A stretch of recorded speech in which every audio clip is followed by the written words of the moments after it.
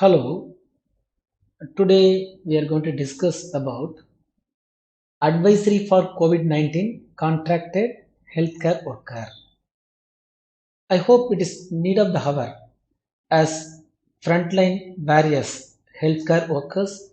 We are more prone to get COVID-19 and many of our colleagues they are already got COVID-19. So what is the guideline? What is the advisory from ICMR, Indian Council of Medical Research? This presentation is based on the recent guidelines by ICMR. So what is the problem? We people, frontline warriors, healthcare workers have more exposure than any other people. So more exposure leads to higher the risk, and our population is very less. That means we have less resource. We cannot make a professional healthcare professional by overnight. Very difficult.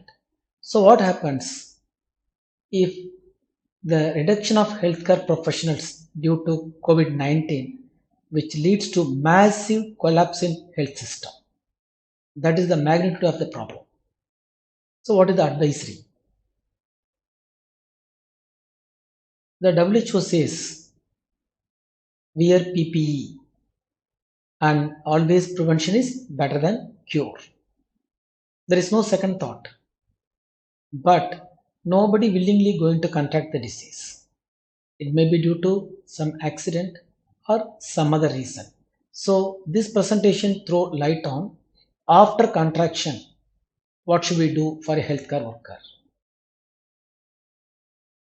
So there are two types of exposures are there. That's called risk assessment. Based on that, one is called high risk, another one is called low risk. So when you say there is a high risk contact or high risk exposure, so these are all the criteria. Number one, the healthcare worker or other person providing care to COVID-19 patients, or the laboratory worker handling the respiratory or any other specimen of COVID-19, and the clinician who performed aerosol generating procedures or laboratory like pipetting or bronchoscope.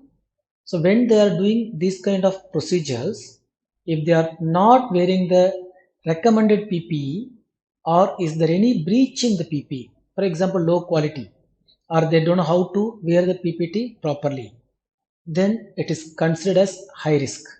Or having face-to-face contact with COVID-19 patients within 1 meter distance more than 15 minutes, or accidental splash or exposure to body fluids of COVID-19 patients. So this is called high risk. Apart from these things, rest of the things comes under low risk. But risk is risk. Okay, good. Now we classify, we are categorizing. One is based on the laboratory test. After the risk, then they were doing the lab test and clinical examination. Based on that, we'll categorize. One is RT-PCR, positive and negative. Second, based on the clinical, asymptomatic and symptomatic. So I categorize RT-PCR positive, but the patient is asymptomatic. Another category, asymptomatic, RT-PCR negative. Third category, RT-PCR positive or negative, but the patient is symptomatic. So for easy understanding, I gave the number 1, 2, 3. We'll see one by one. RT-PCR positive. Once a healthcare worker, when you're doing the test, RT-PCR positive, that means is confirmed COVID-19 case, immediately we need isolation. So what is the procedure? The clinician will do clinical examination and he will assign the risk based on the symptom.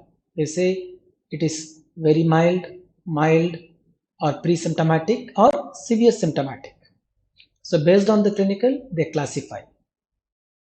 Suppose RT-PCR positive, very mild or pre-symptomatic. Very important point. I put the slide option. What does it means? they have an option for home isolation. Nobody can compel them, you should admit in the hospital like that. So please understand, if asymptomatic or pre-symptomatic or very mild or mild symptom, there is a home isolation options are there. But I put on star, that means conditions apply. What is it? The home isolation 17 days as per the government guidelines. So we are going to see the guidelines. If you fulfill the criteria, you are eligible for home isolation. We'll see.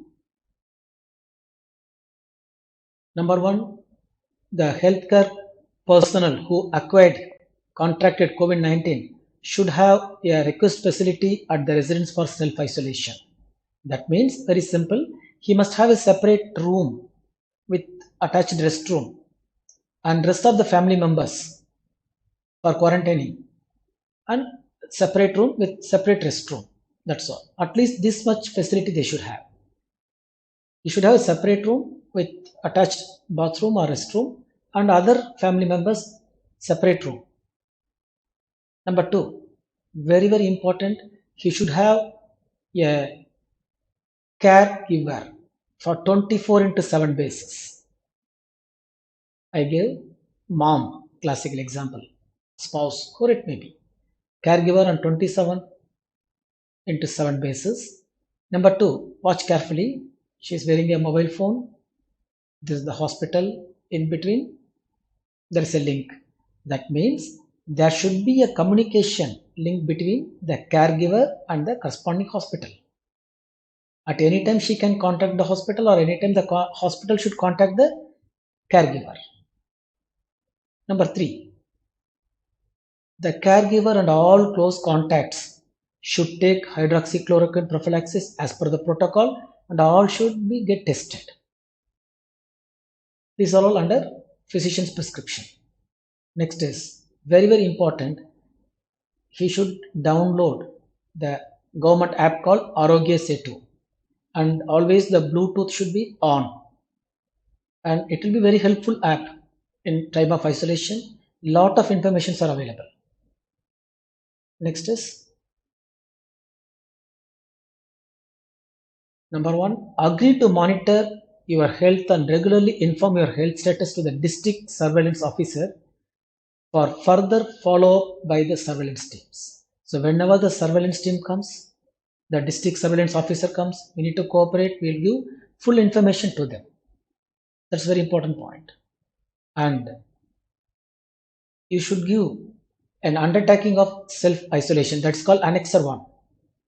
It mentioned, I'm so and so voluntarily undertake self-isolation, and I will I'll abide the rules and guidelines. Like one undertaking is there. You need to read the undertaking carefully and sign and give it to the authorities. That is very important. Next is when to seek medical attention. When you as a healthcare worker or the caregiver notices the following things: difficulty in breathing, chest pain, persistent pain or pressure in the chest, mental confusion, or there is bluish discoloration of the lips, that means cyanosis, then immediately you need medical assistance. You need to be hospitalized. Next is when to discontinue the home isolation. After 17 days of onset of symptoms. Suppose I am asymptomatic, sir, at the date of sampling, and no fever for last 10 days. After that, no need for testing. You can resume your work.